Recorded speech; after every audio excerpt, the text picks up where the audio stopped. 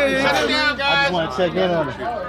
Yeah, he welcome to come back anytime. All right, anytime he walk at you guys. All right. We gotta head that way. We gotta go that way. Chill and move it off. All these cameras back the fuck up. If you are not with me, all your cameras back up. Yeah, I wasn't surprised.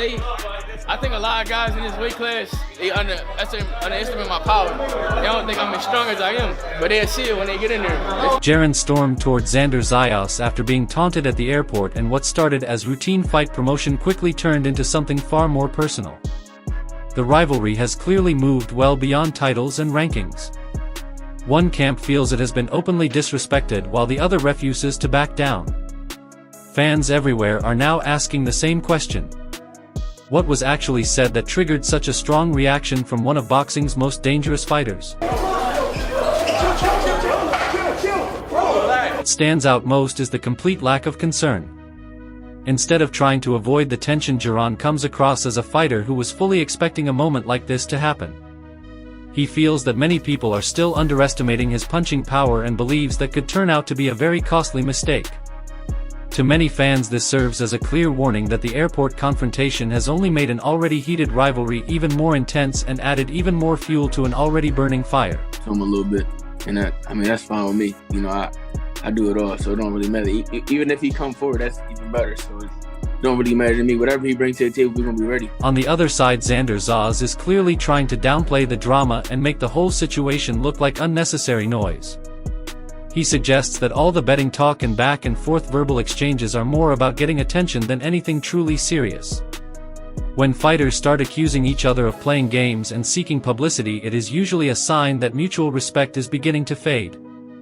That only turns up the heat and makes a potential showdown between them feel even more intense. So let's bet, bro. At the end of the day, we could bet whatever. He's not gonna take anything, I'm not gonna take anything.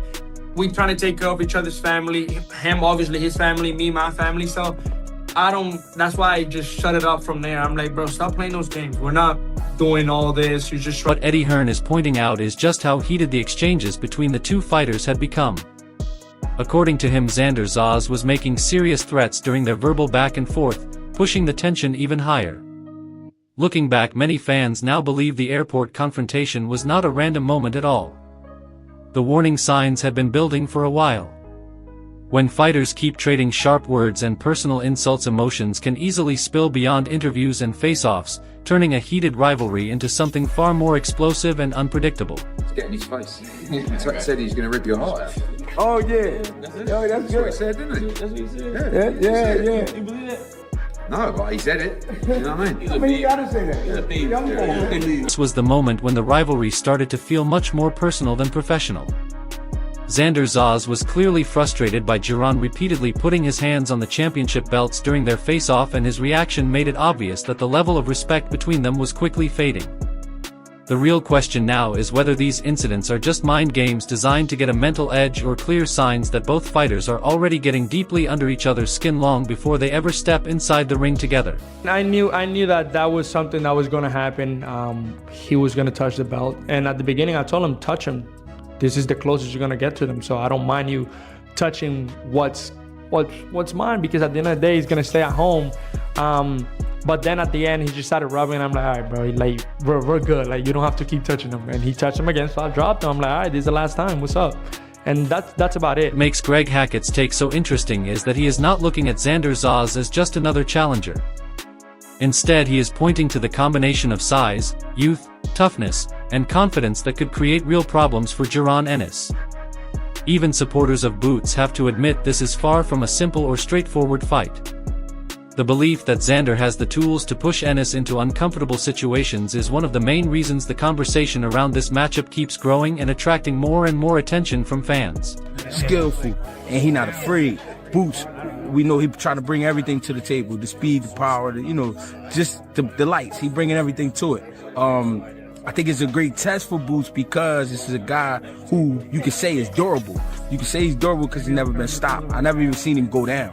You know what I mean? So it's not like we talking about a chump. You know what I mean? He coming to fight. And I think this kid being young, what makes him dangerous, him being young, energetic, and then a big guy. He got real good size to him. You know what I mean? Strong guy. And I think that... Terrence Crawford makes it very clear that this is far more than a routine step up in competition. For him, the biggest concern is timing. While he respects Xander Zayas' confidence and drive, he questions whether this opportunity is arriving at the right point in his career. Comments like these carry extra weight because they come from one of boxing's elite champions. When a fighter of Crawford's level suggests it might be too soon, it inevitably increases the pressure and changes how the entire boxing world sees the matchup. You know, especially for Xander at this point in his career, but it shows his heart and his confidence, you know, that he have in himself. And he's ready to go make history for his country. And he's going to do real well in that fight.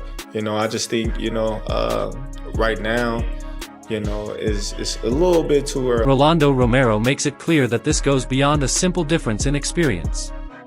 In his view, the matchup creates a real stylistic challenge for Xander Zayas. While youth, confidence, and ambition can be huge advantages, Romero believes that experience at the highest level often becomes the deciding factor when two elite fighters are locked in a serious battle. That warning carries even more weight when Jaron Ennis is involved, because against a fighter of his caliber, one mistake or one moment of poor judgment can instantly change the entire direction of the fight. Because on that one with specifically Xander, you know, I feel Xander's still young, you know?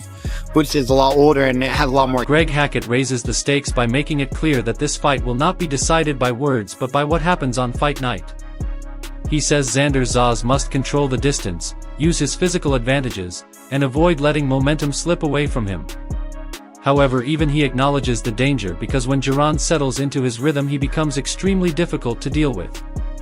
That unpredictability is exactly what makes this matchup so dangerous and keeps the pressure high on both sides heading into fight night. Truth, it always comes down to that night. You know what I mean? You got to be right that night. My opinion, Xander would have to use his size. You know what I mean? Use your size, impose your will. Box a little bit, but impose your will at times. You know what I mean?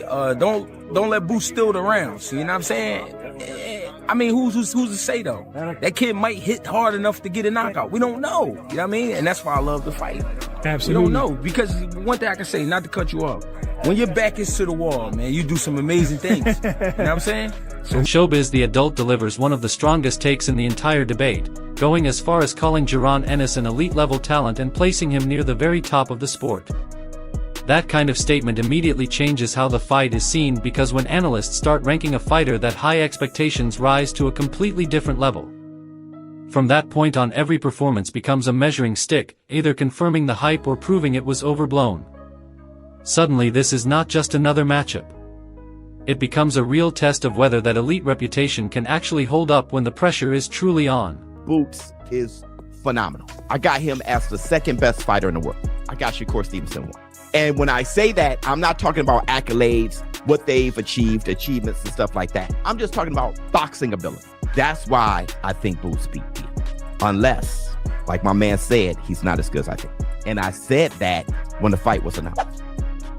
Roy Jones Jr. responds with calm and honest honesty, not dismissing Xander Zayas at all, but clearly suggesting he still has levels to reach before getting to the very top of the sport. His focus is on development, learning, and building a more complete skill set over time. It is not disrespect, but the voice of long experience at the elite level speaking plainly.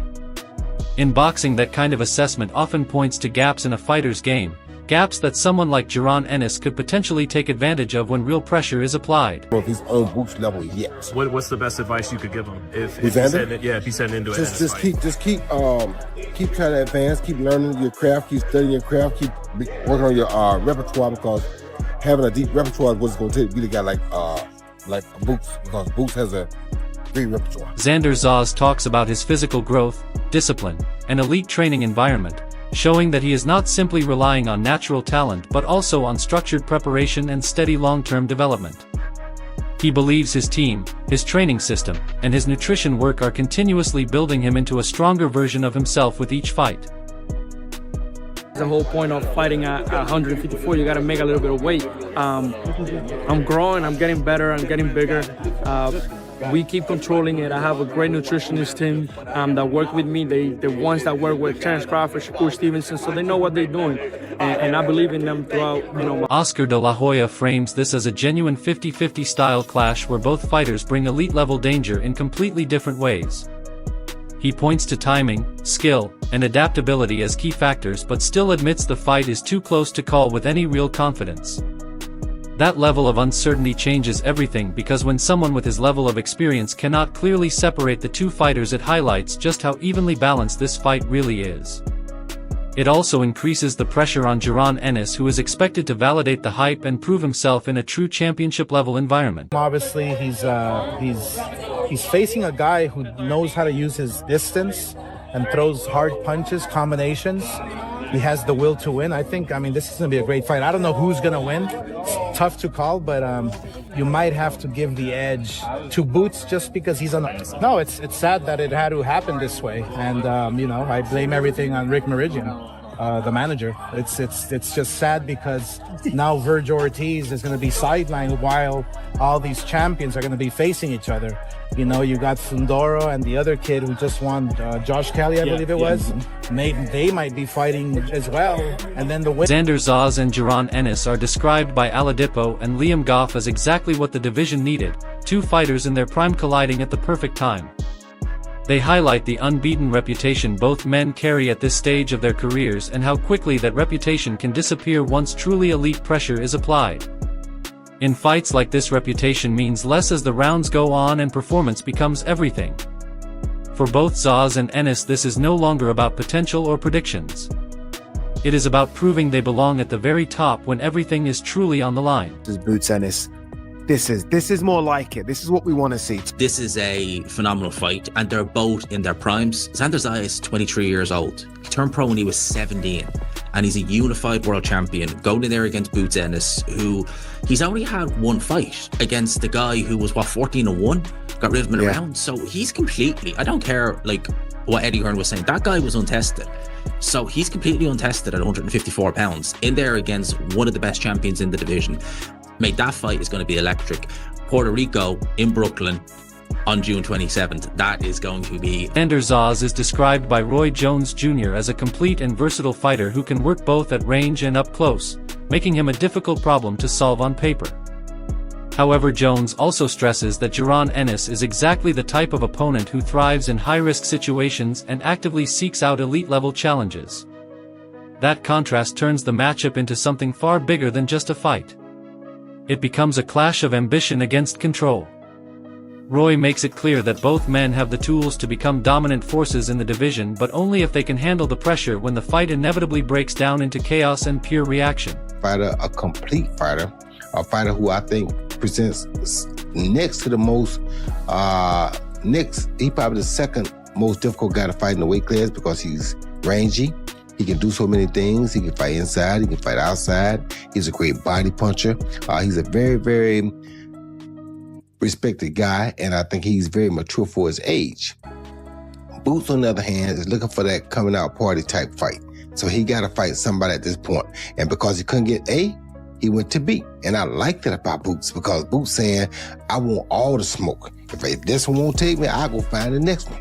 And so, since he couldn't make the fight with Ortiz, he made the fight with Xander. This is what you want to see. This is a barn burner, I think. May the best man win, but both of these guys are capable of becoming the biggest threat to Fundora in the weight class because right now... Xander Zayas is viewed by Andre Ward through the lens of timing and development, with the core question being whether this level of opposition has come too early in his career. Ward respects his skill set, movement, and maturity, but still raises concerns about whether the step-up lines up perfectly with where he is right now in his development. That uncertainty adds real pressure to the matchup. If Zayas proves he is ready, he immediately silences the critics and proves his path was right. But if he struggles, it strengthens the argument that experience still beats raw talent at this level. For Jaron Ennis, the fight is an opportunity to back up the hype and make a big leap in legacy by turning expectations into proof under real elite-level pressure. A young guy, he's in his prime, and, Xander Zayas is 23. And when I look at this matchup initially, the first thing I think about, is it too soon for Xander Zayas? Is it a year too soon? Is it a year and a half too soon? Some would say, but he's still he's a two-time world champion. That doesn't mean that he's ready for this. I think Xander, and I like Xander a lot. I like him a lot personally. I like his movement. I like how he's carried himself, and I like him. I've seen his growth. Calling his fights on ESPN. He's got a lot to like. He's got the range. He's got the height. He's tough. He got a whole country behind him, and he fully embraces trying to be the next great Puerto Rican champion. And he's gonna cause some problems for Boots Ennis throughout this fight. But my initial question is this too soon, or is it the right time? Is it ripe and the right time for Xander Zayas? And for Jaron Boots Ennis, he needed this name. He needed this kind of matchup because that's... Jaron Ennis responds with calm confidence, but there is an unmistakable edge of danger in his words. He gives Xander Zayas credit for his skill set while still making it clear that he believes he can end the fight early if the right moment comes. That mix of respect and quiet threat is what makes him so genuinely dangerous. He is not chasing hype but focused purely on getting the job done. In his mind, every fighter at 154 pounds is just another test, and Zayas is no different. That mindset puts enormous pressure on Zayas because against a fighter like Boots, one single mistake can undo an entire game plan in just one exchange and change everything in an instant. So far, I mean, obviously you haven't been in the ring with him yet, but are you expecting that at least? I mean, I can't really say like you said because I haven't been in the ring with him, so I don't know. Yeah. Who knows? I can go in there in the first round and get him out there, and we're not able to see nothing from him. So, I can't really say, but I think he got out of all the guys at 54, he got a better skill set than most of those. Jaron Ennis and Xander Zayas are no longer being talked about as future prospects. They are being framed as potential leaders of the division, and that shift brings very real pressure with it. Right now, the mental edge feels razor thin. Boots carries a cold and quiet belief that he can break any opponent down once he finds his rhythm, while Zayas leans into discipline, structure, and the confidence built through constant improvement. But confidence alone rarely holds up under true elite-level fire. What makes this matchup so dangerous is the contrast in mentality. One fighter believes in finishing fights early while the other believes in surviving, adjusting, and growing through every single round. On fight night, that difference can become explosive because one clean moment can shift the entire direction of the contest in an instant.